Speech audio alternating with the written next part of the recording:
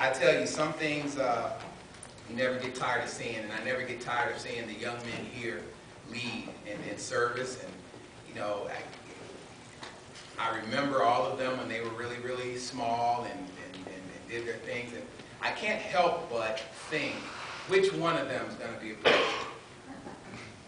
Which one of them? And I have to say, because all of them just looked funny, but when I was your age, I didn't think I was going to be one. I didn't want to be one. I thought I was going to do that. But, so everything that you're doing, everything I see you're doing, and the way you guys are awesome at doing it, and the zeal and all that, and you understand, that's how it starts. So I'm just saying. Calvin looked like a preacher when he got up here, so I don't know. What does that mean? Will Calvin be preaching in the future? Stranger things have happened. But I'm just encouraged every time I see the young men here and just what we're doing. I said we, I'm still including me. What's happening with these young men is just incredible. And so I smile every time I see them. And it's just good to be here with you. I don't have a long message.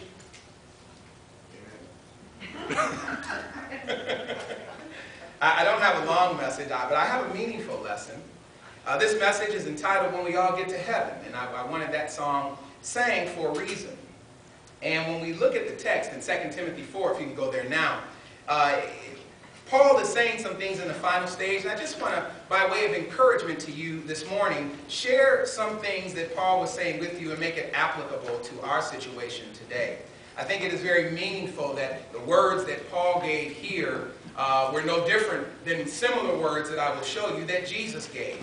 And that they're the same words that I hope when we have done the same thing, that we can say what they said. I got to tell you about a woman named Eliza.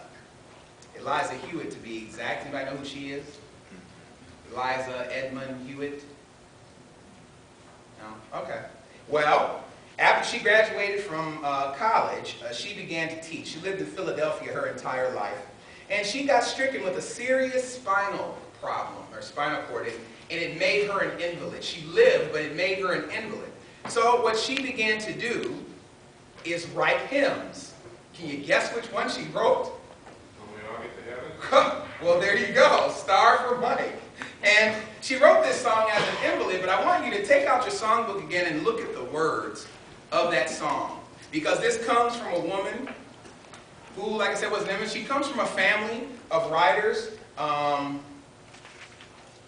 Edgar Sight is her cousin.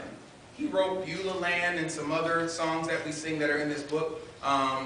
She was Presbyterian, he was Methodist, but they wrote these books. She lived, was born in 1851, died in 1920. Good friends with Fannie J. Crosby from that era. Many of you remember Fannie J. Crosby.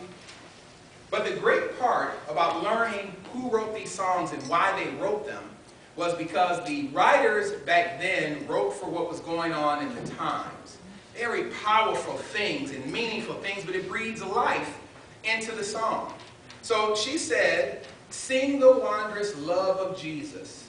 Sing his mercy and his grace. Remember, this is an invalid woman sitting down and stricken with this spinal problem at really in the peak of a career and had to then spend the rest of her life in a wheelchair. But she's still singing the wondrous love of Jesus, singing about his mercy and his grace. She realized that she easily could have died from the spinal problem she had. And the spinal problem she had subsequently was something that would easily be fixed today. The times. But she lived during a time where they couldn't do anything with it. There wasn't a lot of cases of it, so therefore she was stricken. She made it through it, but wheelchair the rest of your life. Imagine being in your 30s and now you got to be in a wheelchair for the rest of your life. Some of us would just like to be back in the 30s, wouldn't we? I'd love to be back in the 30s. I can tell you, I was at a funeral last week, and a young lady died, and they were talking about it. It was packed in there. And the preacher got up to do the message, and he said, I want everybody ages 20 to 40 to stand up. And I instantly felt bad.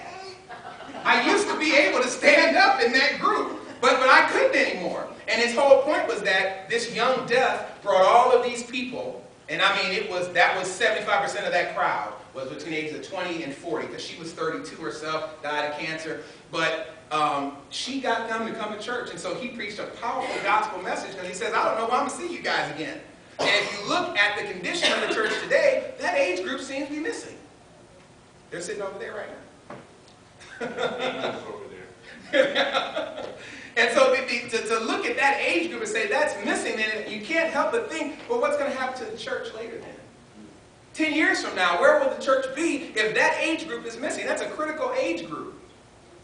But the point is, here is this woman stricken by this spinal problem, and she's able to write a song like this and to praise God even in the midst of what's going on, which lends itself to believe that she understood that this was not a final destination, that this was not